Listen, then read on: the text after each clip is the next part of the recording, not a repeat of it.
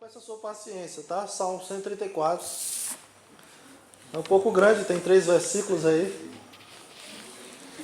Não é isso, Nicolas? Um pouco grande aí para... Talvez você não esteja muito acostumado a muita leitura. Salmo 134. Diz assim a palavra do Senhor. Bendizei ao Senhor, vós todos servos do Senhor, que assistis na casa do Senhor, nas horas da noite. Erguei as mãos para o santuário e bendizei ao Senhor. De Sião te abençoe o Senhor, Criador do céu e da terra. Amém. Meus queridos irmãos, o templo de Deus, o santuário, ou o tabernáculo de Deus, estava lá em Jerusalém. Isso desde o Antigo Testamento, desde a época de Moisés, que ele construiu o tabernáculo. Aliás, pouco depois, né? Quando o povo entrou na Terra Prometida. Desde o Antigo Testamento até o início do Novo Testamento, o templo estava lá, localizado em Jerusalém. O templo recebia vários adoradores de todo Israel, de toda a nação, mas também de vários outros lugares após o exílio. Os peregrinos visitavam Jerusalém, como nós temos visto nessas mensagens, pelo menos em 3 ocasiões no ano.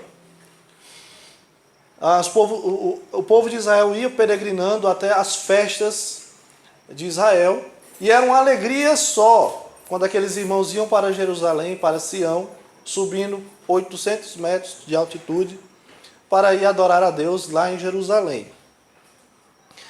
Durante essas peregrinações, o que o povo fazia? Puxado aí pelos sacerdotes, eles faziam uma procissão. Não uma procissão como hoje, né? Pagã, idólatra, mas uma procissão rumo a adorar o Senhor lá em Jerusalém.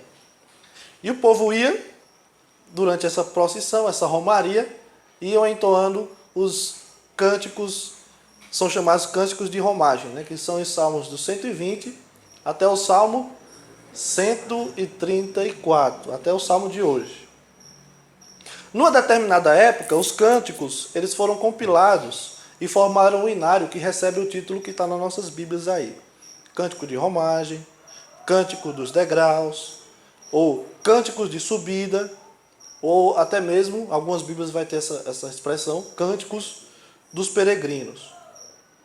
Era uma verdadeira procissão festiva, mas uma procissão boa, né?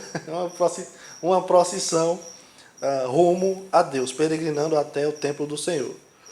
O último dos salmos, esse que nós vamos estudar hoje, o 134, é um convite da palavra de Deus para louvarmos e bendizer ao Senhor. Então o título que eu dei para a nossa mensagem hoje é Peregrinando e Bendizendo ao Senhor. Porque é isso que trata esse salmo, sobre bendizer ao Senhor e ser abençoado pelo Senhor. Então, nós bendizemos ao Senhor e Ele nos abençoa. É isso que o salmo nos ensina.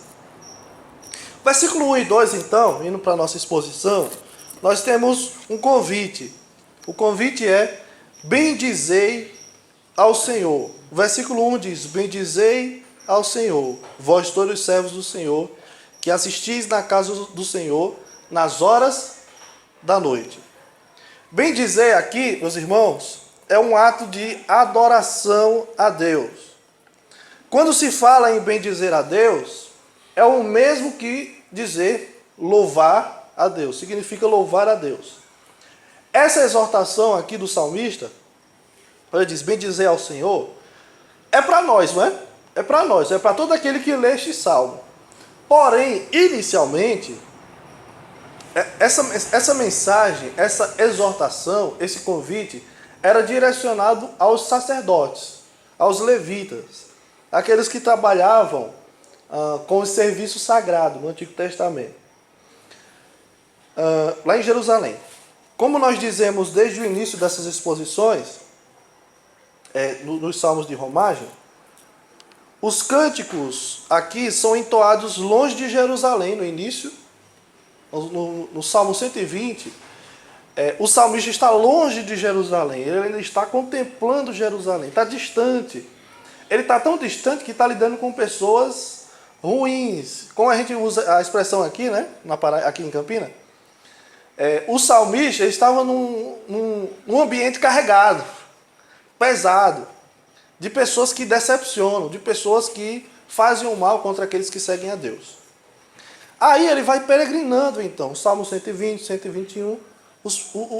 O leitor e o cantor destes salmos vão rumo a Jerusalém, vão cantando devagarzinho até chegar em Jerusalém. No Salmo 134, então, eles já estão em Sião, eles já chegaram em Jerusalém, já estão lá prontos para oferecer o culto ao Senhor. Aí então, a atitude do povo aqui é: bendizer ao Senhor, já está tudo pronto, vamos lá, vamos bendizer ao Senhor, vamos louvar ao Senhor. E ele chama quem aqui? Ó? Bendizer ao Senhor quem? Todos os servos do Senhor. É lógico que todos nós aqui somos servos do Senhor, e é para nós também. Mas aqui, mais uma vez, diretamente essa expressão aqui é utilizada para se referir aos sacerdotes, os levitas, certo? É lógico que todos nós que seguimos a Deus, todos nós que fomos salvos pelo Senhor, somos servos do Senhor. Mas a expressão aqui, utilizada para se referir aos sacerdotes, vai muito além. Significa, os servos do Senhor aqui são aqueles que não fazem outra coisa, que não servem em outra coisa, a não ser para o serviço sagrado, a não ser para servir ao Senhor, integralmente. Eles não fazem outra coisa, eles não têm um emprego, eles não têm outra coisa. Tudo que eles fazem é para o serviço sagrado, é para cuidar do templo, é para preparar as músicas, é para preparar os sacrifícios, né? Para organizar, para lavar aquilo que foi sujo, né? Os levitas, os sacerdotes, cuidavam de toda essa parte. Eles são chamados aqui de servos do Senhor. Eles não faziam outra coisa a não ser cuidar do serviço sagrado, da adoração, dos sacrifícios. Então os sacerdotes aqui são chamados de servos do Senhor. E o texto diz que eles assistem na casa do Senhor. Então aqui fica claro que está se referindo ao sacerdote, ou aos levitas, de um modo geral, né? Eles que serviam ao Senhor no templo, em toda a adoração. Há uma grande expectativa, irmãos, quando os peregrinos se chegam até Jerusalém. Há sempre uma grande expectativa quando a gente lê esses salmos. Quando eles estão se aproximando de Jerusalém, eles estão contentes. Eles estão na expectativa. Nós estamos indo bendizer, adorar ao Senhor. O desejo deles era exaltar e bendizer o Senhor, oferecer os sacrifícios ao Senhor, orar perante o Senhor, assim como Ana, lembra? Ana, esposa de Elcana, que tinha como rival Penina. Lembra em que situação? É Penina, viu? Não é Peninha não, cantora. Lembra da situação em que Ana ora ao Senhor? Ali, ela fez aquela oração durante alguma daquelas viagens que eu mencionei aqui, indo até Jerusalém, né? Durante alguma das festividades de Jerusalém. Deus abençoe, desacelera um pouco, para não bater. E não tentarás o Senhor teu Deus, né? Não digo mais nada. Então, Ana estava orando ao Senhor numa situação dessa. Era a oportunidade de você se reunir com as pessoas, rever outras pessoas de outros lugares, de outras cidades, lá em Jerusalém. Mas a maior expectativa que eles tinham vou chegar em Jerusalém, vou oferecer um animal como sacrifício pelos meus pecados. Eu vou me alegrar diante do Senhor. Os levitas vão puxar a música, o hino lá, né? Que provavelmente era um do cantor cristão. Vamos cantar uma música aqui, os levitas, e nós vamos cantar juntos e vai ser aquela alegria. Era uma grande expectativa que eles tinham de chegar até Jerusalém. Não é à toa que o terceiro salmo de romagem tem essa expressão de alegria. Alegrei-me quando me disseram, vamos à casa do Senhor. Quer dizer, Ele estava nessa expectativa. Nós vamos chegar lá. Estão chamando para ir para a casa do Senhor. Eita alegria! Que felicidade! Havia então, irmãos, essa grande expectativa. E era o motivo da alegria dos hebreus aqui. E adorar ao Senhor. Chegar até Jerusalém. Chegar até o templo. E bem dizer, louvar ao Senhor. Essa deveria ser também a razão e o motivo da nossa alegria. Adorar a Deus. A oportunidade de bem dizer o nome do Senhor. Reunir-se com outros irmãos, com outros fiéis, para exaltar a Deus, para honrar a sua majestade, para expressar em palavras e atitudes a grandeza de Deus. Essa deveria ser a nossa alegria. Infelizmente, muitas pessoas vão para a igreja buscando outras coisas. Elas vão para a igreja buscando algo que lhe traga alguma paz. Elas vão para a igreja... Isso em si não é problema. Mas vão para a igreja querendo obter algo para si, né? Eu vou para a igreja procurando uma coisa para mim. Eu quero que hoje Deus fale comigo, como se Ele não falasse das outras vezes, né? Eu vou para a igreja hoje eu estou precisando esparecer. Eu vou à igreja hoje. Eu vou para a igreja hoje porque meu esposo vai, minha esposa vai, eu tenho que ir hoje. A alegria do salmista é: eu vou me reunir com o povo para bendizer ao Senhor. A nossa alegria deve ser: eu vou para a igreja hoje é dia de cultuar o Senhor. Eu até brinquei outro dia, né, com a expressão, né? Quando chega na sexta-feira, o mundo diz sextou, hashtag sextou. Aí eu queria lançar a campanha, bate regular aqui, né? Chegou no domingo, a hashtag é domingo. Hoje é dia de louvar o Senhor, adorar o Senhor. Hoje tem escola dominical, eu vou me reunir com os irmãos, vou bendizer o Senhor. Hoje tem culto solene, domingo à noite, vou me reunir com os irmãos, vou louvar o Senhor. Essa deveria ser a nossa expectativa também. Mas nem sempre é assim. Né? Muitas pessoas vêm para o culto, por exemplo, e estão pensando no que vão fazer amanhã, no que vão fazer, na viagem que vai fazer não sei quando. Até aquelas pessoas que quando estão no culto, o pastor está pregando, sabe o que ela faz? Fazendo contas. Boleto para pagar. Eita, eu lembrei que tem um boleto.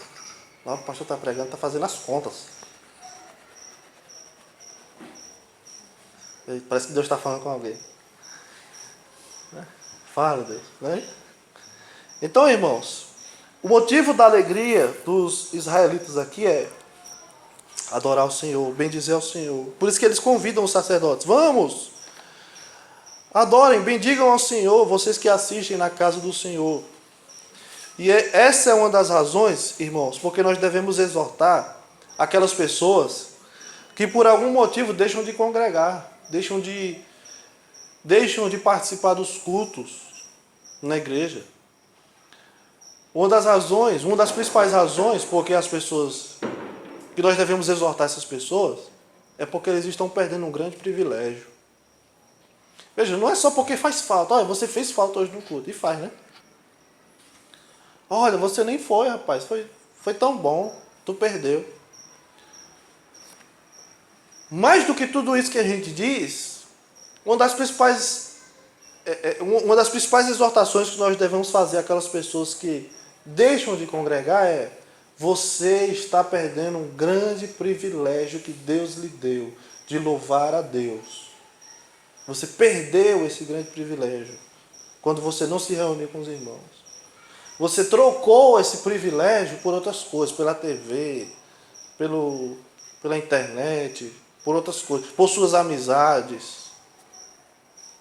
Você perdeu você deixou de lado esse privilégio grande de bendizer ao Senhor por outra coisa. Quem não vai ao culto, perde, está perdendo. Deus, olha que interessante, o texto diz aqui no final, no versículo 3, diz que o Senhor é criador do céu e da terra. Nós temos o privilégio de louvar o Criador do céu e da terra. E mais do que isso, Ele escuta. E mais do que isso, Ele sente prazer nisso. Nós temos o privilégio de cantar para Deus e Deus ficar admirando, né? Eu fico imaginando, enfim, imaginar não é pecado. Mas Deus sente prazer, Deus tem prazer ao ouvir alguém cantar para Ele, louvar para Ele de coração. Nós temos esse privilégio e muitas vezes deixamos de lado por outras coisas. É isso que nós devemos dizer, exortar para as pessoas e para nós mesmos. Pai, nós temos o privilégio de, quando vamos à igreja, louvar o Criador do céu e da terra. E eu estou deixando esse privilégio de lado por outras coisas, por outras distrações. Eu sei que se vocês não ficam, eu fico espantado com o fato de eu orar e Deus escutar, com o fato de eu cantar e Deus ouvir. Como diz o salmista no Salmo 139, é o paradoxo, né? É assombrosamente maravilhoso. Espantosamente maravilhoso. O Criador do céu e da terra ouve e se agrada com o culto. Mas também o Criador do céu e da terra se desagrada com o culto. Lá em Malaquias, por exemplo, os sacerdotes, as pessoas ofereciam a Deus sacrifícios imundos, sujos, desagradáveis ao Senhor. Obrigado. Era isso. Desagradável ao Senhor. Estava sentindo um vento impetuoso? Não era o espírito, não. Era o microfone aqui. Viu? Era o microfone aqui. Aí os irmãos estavam, eita, eu ia começar aqui, né? Mas não, é São Batista. Era um vento ali do microfone. Veja. Perdi até o fio da meada. Enfim. Mas é isso, Deus é bom. Irmãos, é um grande privilégio quando nós nos reunimos para bendizer o nome do Senhor. Nós não devemos deixar isso de lado. Os sacerdotes e levitas, os personagens aqui que são convocados a adorar o Senhor, eles trabalhavam no serviço sagrado em vários turnos, em todos os turnos, inicialmente, né? Depois, quando foi construído o templo físico, o templo de Salomão, como nós conhecemos, então aquilo foi meio que mudando aos poucos. Mas, embora que no Antigo Testamento, no Novo Testamento, nós temos lá a profetisa Ana, né?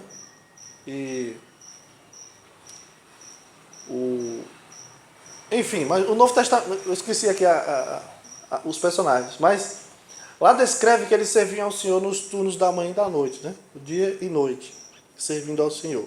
E provavelmente os sacerdotes serviam ao Senhor no templo, alguns deles faziam até vigília, servindo, preparando cultos e tudo mais. Eles trabalhavam no serviço sagrado em todos os turnos. Os levitas eram... Quando eu falo levitas e sacerdotes, é o mesmo, né? Eu estou falando a mesma coisa aqui. Certo? Embora haviam os levitas que eram cantores e os levitas sacerdotes. Mas tudo trabalha na adoração. Estão entendendo? Certo. Então, os levitas que eram cantores, por exemplo, lá em 1 Crônicas 9:33, diz que eles estavam ocupados com o serviço no templo de dia e de noite. E diz que eles não faziam outra coisa. Eles só se preocupavam com a música, com os cânticos. Muitos dos salmos que nós temos vieram daí, desses levitas, né? Daqueles cantores. Nós temos muitos salmos compostos por levitas. Eles não faziam outra coisa, de dia e de noite, preparando e cantando. Preparando música, cantando música. Dia e noite. Agora, talvez você pense, oxe, eram quantos? Lembra que era uma tribo inteira. Então, eles faziam turnos diferentes, né? Eita, a mesma pessoa era de manhã, tarde e noite? Não, ninguém é doido. Eles faziam turnos diferentes e iam se organizando, revezando, um revezamento. Por isso o salmista diz aqui, no versículo 1 ainda, no final. Nas horas da noite. Bendizei ao Senhor, vós todos os servos do Senhor, que assistis na casa do Senhor, nas horas da noite. Então havia entre os sacerdotes aqueles que serviam ao Senhor nas horas da noite. Deus não separou uma tribo inteira à toa. Deus, a gente sabe, né? Dos 12 filhos de Jacó vieram 12 tribos, né? Dentre eles veio a tribo de Levi. Deus escolheu essa tribo especificamente para cuidar só do serviço sagrado. Organizar o culto, organizar o sacrifício, preparar o altar, preparar o fogo, a lenha, né? Enfim, Deus separou essa tribo só para cuidar, armar o tabernáculo, né, que era uma tenda antigamente. Deus separou aquela tribo só para isso e cuidar também da instrução. Eles instruíram também o povo com a lei do Senhor. Eram muitas pessoas, eu quero que você imagine isso. Tinha Levi, aí tinha as outras 11 tribos. Né? Todos iam até Jerusalém para louvar o Senhor, para oferecer sacrifícios. Então imagina essa cena.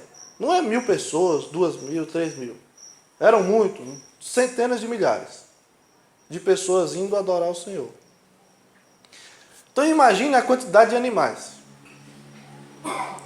A gente, acostumado com os desenhos infantis, a gente vê assim, uma ovelhinha, né, sorrindo, levando um corte, e sorrindo, né, a ovelha, bichinha. Mas não era assim, né, ela chorava.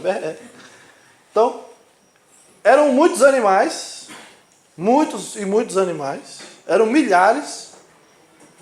Como é que faz para dar conta de tudo aquilo? A tribo dos levitas eram muitos também, eram milhares também. E todos eles eram preparados para servir no serviço sagrado. Pastor Augusto Nicodemos, presbiteriano, ele compara o holocausto, né, os sacrifícios lá em Jerusalém, no templo, ele compara a um açougue. E não é com falta de respeito, mas no sentido de vários animais sendo cortados ali. E era isso mesmo. Provavelmente até o cheiro de animais cortados, mas também tinha um cheirinho bom, que a gente sentiu ontem aí. Certo? Porque os animais também eram oferecidos em holocausto. A Bíblia diz que quando tinha um suave cheiro, né, Deus aspirava o suave cheiro e sentia prazer naquilo. A gente conhece muito bem esse cheiro, né? Eu conheço muito bem. Queimava a gordura, tudo mais. O sacerdote também, ele tinha o privilégio também de comer, né? Tinha uma porcentagem ali para o sacerdote. Então, a vida para o sacerdote não era muito difícil, né? Vocês sabem. Era só salgar. Era isso, Marcelo? Então, a cena é como se fosse um açougue. Só que tudo aquilo eram vários animais sendo oferecidos para Deus. Um turno só era insuficiente para o tanto de pessoas que iriam. Por isso que era de tarde, de manhã, de tarde e muitas vezes até à noite, os sacerdotes preparando, organizando as coisas para o culto ao Senhor. Então, teriam que ser vários levitas fazendo aquele trabalho. Então, quando ele fala aqui chamando os sacerdotes para louvar o Senhor na casa do Senhor nas horas da noite, é nesse sentido, né? Haviam aqueles que estavam lá prontos para servir ao Senhor em qualquer horário. Os sacerdotes são também convidados, no versículo 2, a levantarem as mãos, erguer as mãos para o santuário e, novamente, bendizer ao Senhor. As mãos levantadas aqui, irmãos, não eram direcionadas, não eram simplesmente direcionadas ao tabernáculo, ao santuário. Não era como se o templo tivesse algo especial, uma energia especial, que eles levantavam a mão para o santuário e aquele santuário trazia uma bênção especial. Não. Certo? Não era assim. Mas significava erguer as mãos direcionadas a Deus. O tabernáculo, o templo, o santuário, é a casa de Deus, a habitação de Deus. É como se ele estivesse dizendo: Deus, eu estou erguendo as minhas mãos para o Senhor. direcionadas ao Senhor. E aqui também não significa que esse é o jeito certo de orar. Existem algumas pessoas que pensam que o jeito certo de orar é você levantar as mãos. Né? Eu não vou nem falar daqueles que na hora da oração ficam falando bem alto. Enfim. Na hora da oração, o jeito certo de orar não é ajoelhado. O jeito certo de orar não é em pé, não é sentado. O jeito certo de orar não é agachado. De coca, como a gente fala, de cócoras. A expressão certa, de cócoras ou de coca. O jeito certo de orar não é deitado, não é andando. Qual é o jeito certo de orar? Orando. Eu posso orar com as mãos levantadas? Posso. É uma pergunta polêmica. Eu posso orar com os olhos abertos? Posso. Né? Uma vez alguém, só compartilhar, uma pessoa disse: eita, como é que eu vou orar no culto? Eu estou com uma crise de labirintite, como é que eu vou orar no culto? Tal, eu vou cair. Eu digo: irmão, fica com o olho aberto. Vai cair de besta. Fica com o olho aberto, mas se concentre. Nós fechamos os olhos para concentrar, para falar com Deus de forma concentrada. Então o jeito de orar não é levantar as mãos e nada mais. E também não há problema em levantar as mãos. As minhas mãos eu quero levantar. Tem outra música aí.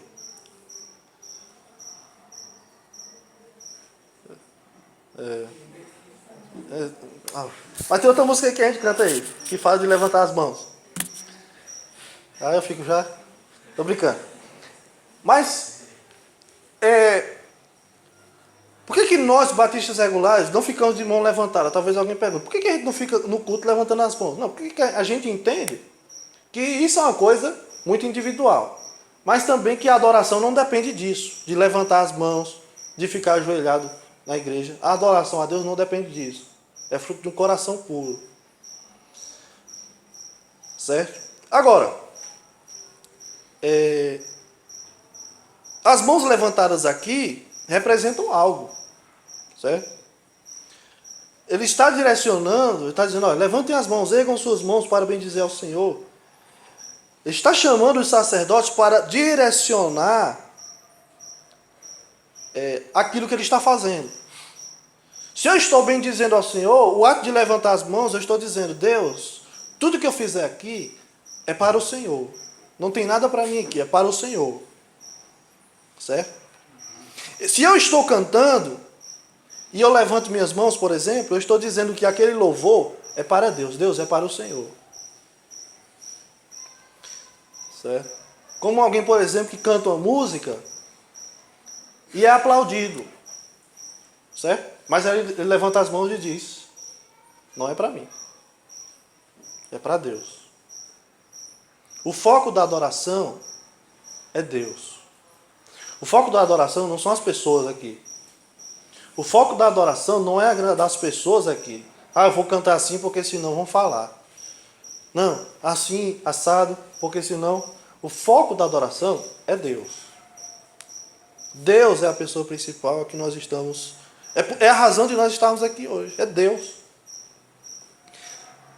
O maior motivo de nós irmos à igreja é adorar ao Senhor. Nós não assistimos culto.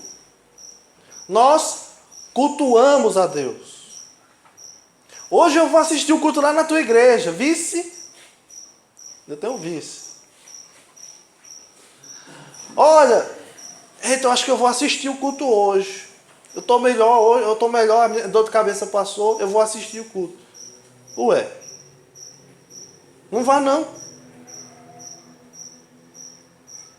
Nós não vamos assistir culto, nós vamos cultuar a Deus. No culto ao Senhor não precisa de ninguém ficar observando, assistindo. Não precisa de ninguém ficar só olhando como o que está acontecendo, não. Nós nos reunimos para cultuar ao Senhor. Para, o que o Salmo diz, bendizer ao Senhor. Glorificar a Deus, louvar a Deus, dizer as coisas, dizer quem Deus é. Glorificar o Senhor pelo que Ele é.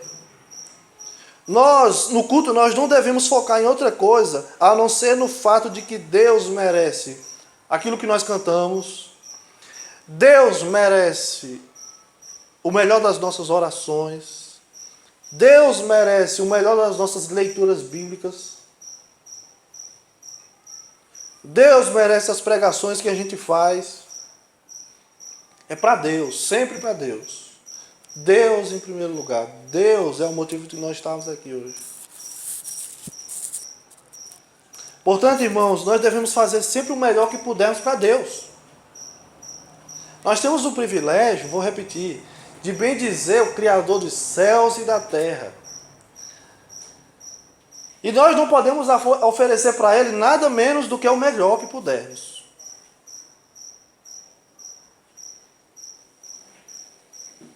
Então, vista o melhor que você puder. Vista roupas bonitas, né? Ah, eu tenho uma roupa linda ali. Só vou guardar para quando meu esposo me levar para um restaurante aí.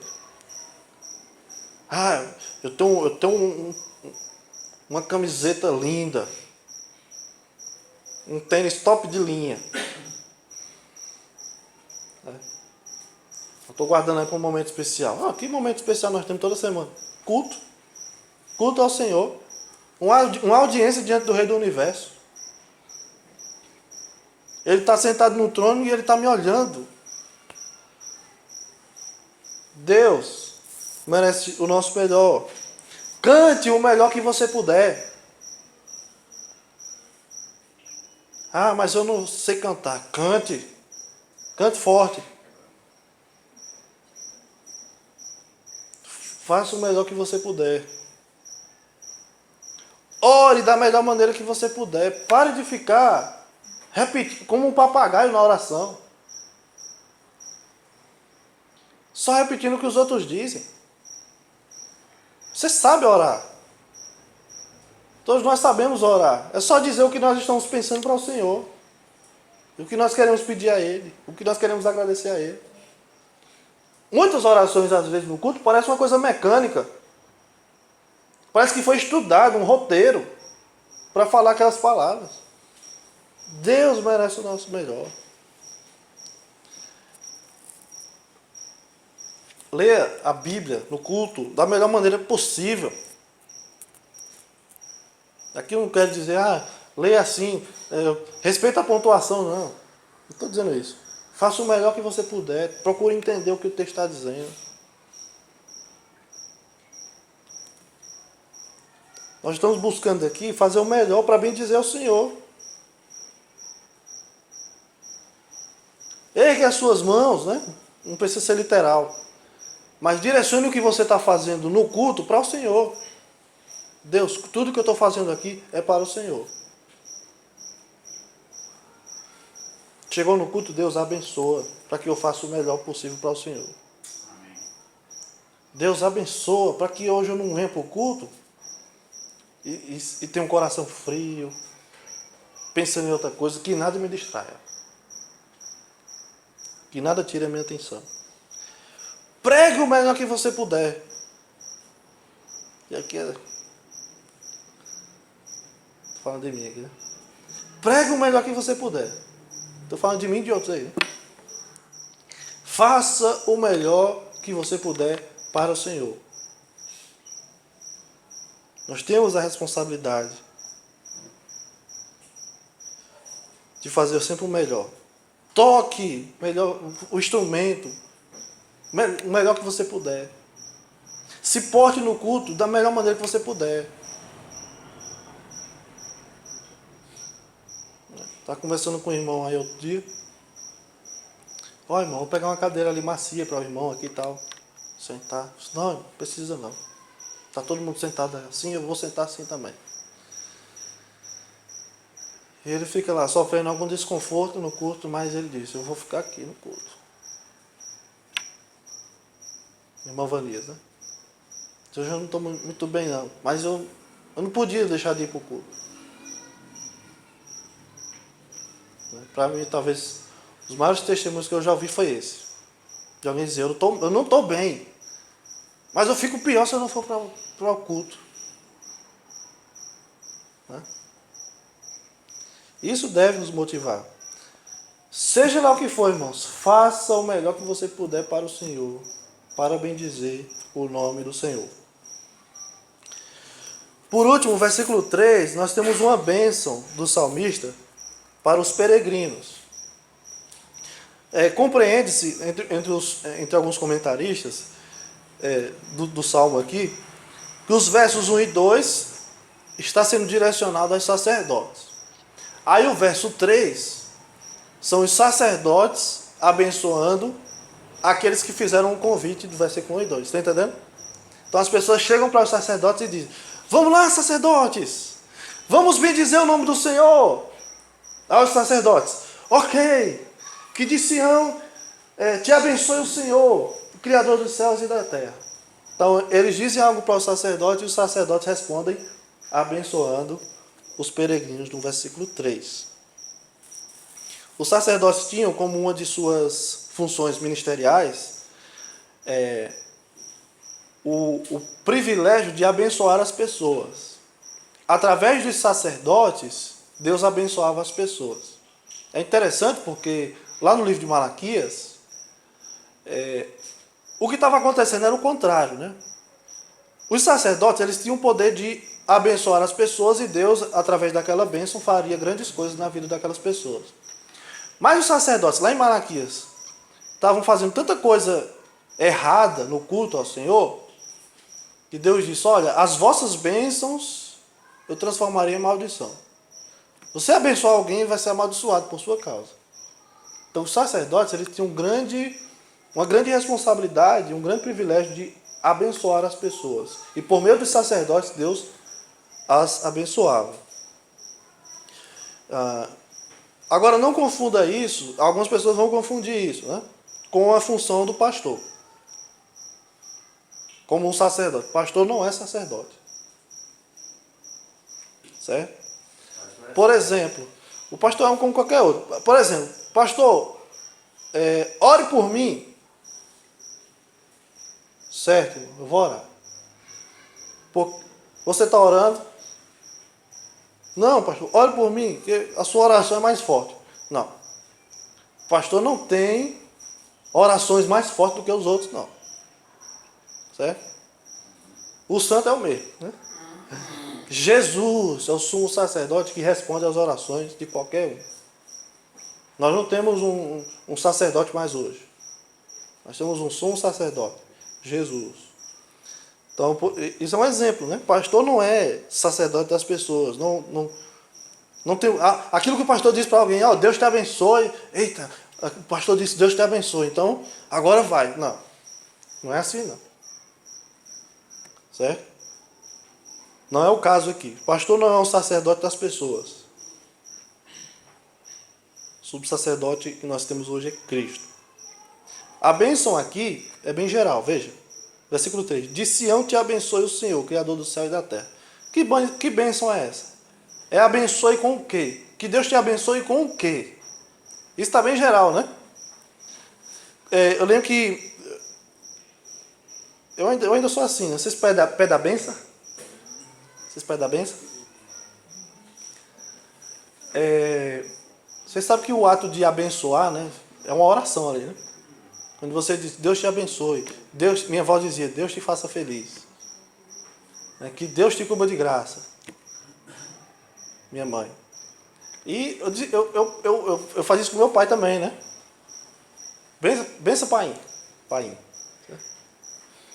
Deixa, pastor, fala painho. Eu falo painho. Não posso fazer nada.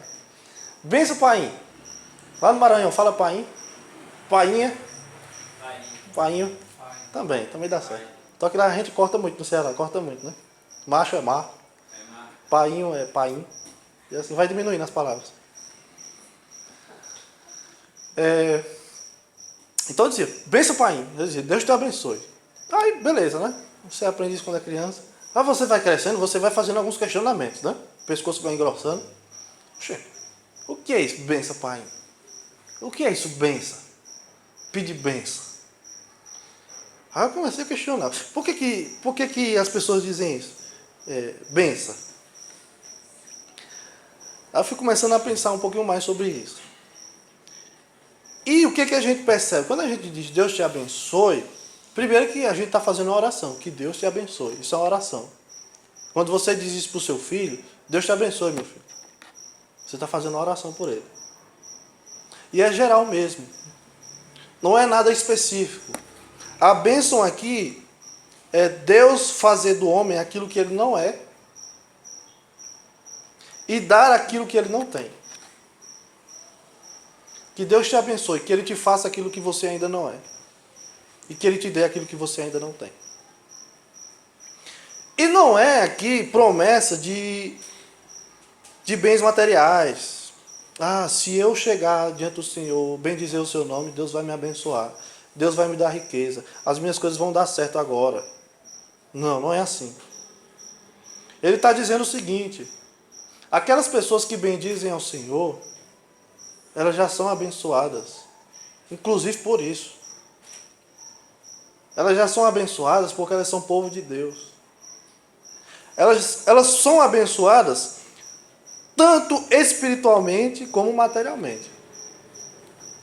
Por exemplo, um crente, ele entende que o que ele recebe não vem dele. Eu recebi meu trabalho, fruto do meu suor, mas aquilo vem de Deus. Eclesiastes diz isso. Vem do Senhor. Que o homem coma e desfrute do bem do seu trabalho. Então o crente, ele percebe as coisas diferentes. Ah, eu batalhei, eu lutei e consegui. O crente diz: tudo isso foi a graça do Senhor na minha vida. Isso é bênção de Deus.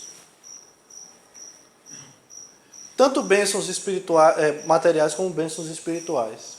A maior delas, a nossa salvação.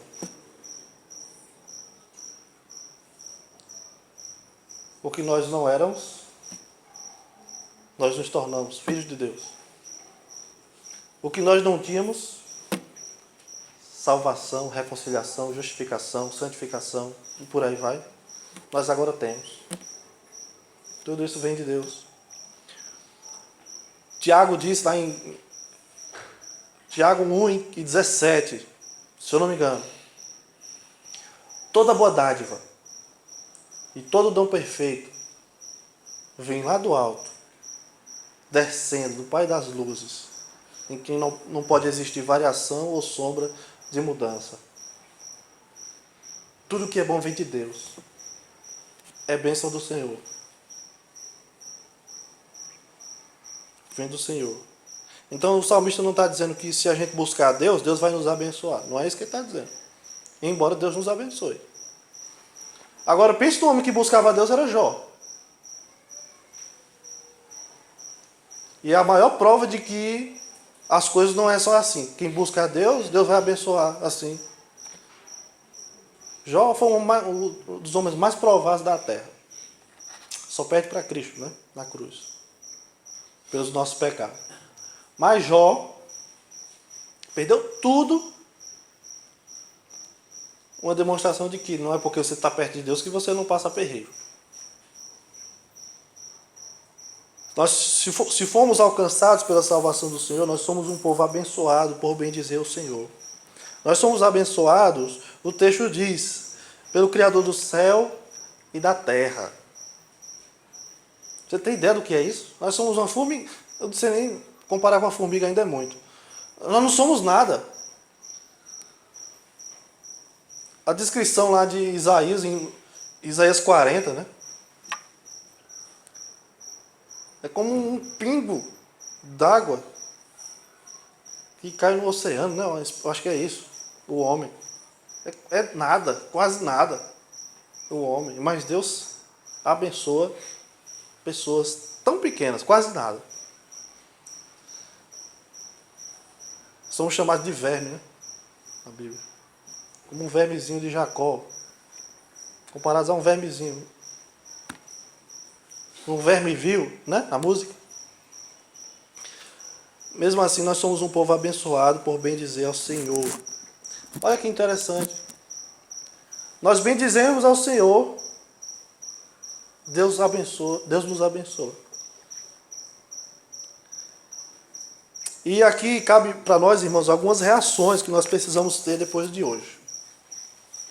Algumas reações depois dessa mensagem aqui, que você precisa ter, exercer. Primeiro, eu já falei, dê o seu melhor para cultuar a Deus. Nunca se contente com o pouco que você faz. Sempre busque fazer o melhor para cultuar o Senhor. Faça disso um dos alvos da sua vida. Cada vez que eu me reunir com os irmãos, eu vou fazer o melhor para o Senhor. Dê o seu melhor para bendizer o Senhor através do serviço que você faz para Ele. Seja lá no que você fizer. O departamento que você serve na igreja, o ministério, enfim, casais, crianças, ensino, sociedades masculina, feminina. Naquilo que você colocar as mãos, faça o melhor para o Senhor. Uma outra reação que você precisa ter: sirva ao Senhor com alegria. Não sirva ao Senhor com pesar. Sirva ao Senhor com alegria. Deus merece até quando a gente está cansado, sobrecarregado, mas ainda assim eu me esforço para fazer o melhor. Deus merece o meu esforço. Deus merece o seu esforço. Nós é que não merecemos, né? Oh Deus, era para eu estar mais cansado para eu servir ao Senhor. E ainda assim não vai adiantar de nada, Deus. Porque o Senhor merece. Mais do que possa fazer. Sirva ao Senhor com alegria. Cultive uma expectativa alegre para louvar a Deus. Hoje tem culto. Ó que alegria. Eita, hoje tem culto, né? Hoje é domingo. Para que passe logo. Hoje. Porque amanhã é segunda, né? Tem gente que diz isso, viu? Eu sei que o mundo odeia a segunda, né? Vai trabalhar e tudo. Mas tem crente que ama o trabalho, né? Mais do que o culto. Então amanhã é segunda, eu vou trabalhar. Eita. Cultive uma expectativa alegre para louvar a Deus. E por último, reconheça que você é abençoado por servir a Deus. Você é abençoado só pelo fato de você ter o privilégio de bendizer ao Senhor, de servir a Deus. Então seja grato por isso. Cada culto que você vem, faça essa oração dizendo: Deus, muito obrigado pelo privilégio de estar aqui orando. Muito obrigado pelo privilégio de cantar para o Senhor. Muito obrigado pelo privilégio de ler a Tua palavra. Muito obrigado pelo privilégio de cantar, de pregar, de fazer tudo o que a gente faz aqui. E com defeitos, sem defeitos, com coisas a melhorar, mas ainda assim o Senhor ouve. Muito obrigado, Deus, pelo privilégio de estar aqui. É um privilégio que poucos têm. Ao redor do mundo aí você tem vários países onde há uma perseguição muito grande ao cristianismo ainda. As pessoas não têm essa liberdade que nós temos de chegar num culto assim, portas abertas. Nem tanto, né? Porque aqui também. Mas enfim, portas abertas. As pessoas podem chegar, podem visitar, podem entrar no culto. A gente pode cantar bem alto aqui. Muitos países aí, isso é proibido. As pessoas querem fazer isso, mas não podem, porque senão vão ser presas. Senão vão ser mortas. Um pastor camaronês, eu li esses dias, um pastor camaronês, tradutor de Bíblia, foi degolado na sua própria casa. Quer dizer, uma realidade que a gente nunca nem imagina, mas que existe. Tem pessoas que têm o prazer de servir a Deus, correndo risco. E nós temos liberdade, temos tudo aí à nossa disposição, nós temos energia, temos luz, temos um prédio, temos som, microfone, violão, roupa, cadeira, até confortável é. Temos todos esses privilégios, mas a gente não vê como um privilégio. Às vezes é uma canseira, vim para o culto hoje. É melhor estar fazendo outra coisa. Nós temos que encarar.